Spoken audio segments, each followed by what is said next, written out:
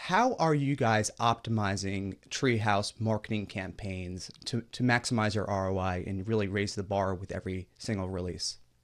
Well, we're trying a couple things. We have, like everyone that watches your show, a clear idea of how much we want to pay to acquire a customer. And so, for us, that's based off of a lifetime value, which is particularly applicable to SaaS businesses. But if you don't have a SaaS business, you obviously know what your average value of a customer is. So we work backwards from there, and the way we primarily optimize is we look at conversion rate, and we use a tool called Mixpanel. And probably a lot of your audience uses Mixpanel. Mixpanel has been more powerful for us than Google Analytics because it's simpler in a way. Like, hey, here's an event. I want to log it. It can be anything I can imagine. And then let's create a funnel on that. And we just watch our funnels very carefully, and we aim for a certain conversion rate.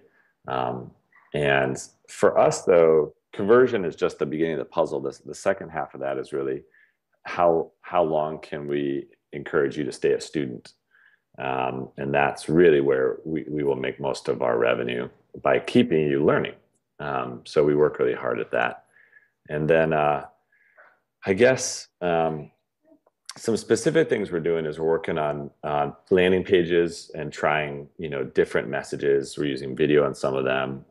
Some of them we're using different offers, like, free month or 50% off your first month. And again, it's come down to just pure testing. And some weird things haven't worked very well. We thought that something like free trials was just going to blow everything out of the water and be amazing. And free trials, it's like, it hasn't really performed. It's okay. So again, that's an example of, gosh, we thought this was going to be amazing, but it's kind of seems the same. So I'm sure that you guys feel this all the time. There's a kind of frustrating of like, that didn't really move the needle. It wasn't worse, but it wasn't better. It's like a frustrating feeling. So that's primarily how we do it. So yeah, as you were starting the business and you were, I guess, maybe shopping to investors, or how is that different from where you are today? Are you still trying to get to product market fit, or do you think you've achieved it? I think we've started to achieve product market fit. We're growing, thankfully, at a very fast rate, and we charge real money for our product. And so thankfully we're growing very fast. But the one thing that I did right, looking back, is that I built up, a reputation in the industry by doing events. And so looking back, we had done future web apps, future web design, future mobile, for years, almost 7 years. I put in time, building a community and being part of that. And then when we launched Treehouse, which actually was called Think Vitamin Membership initially, we had a platform to launch it to. So it appeared that we had an overnight success, but the truth was, we put in, 7 years. Sorry, someone's here. Hello.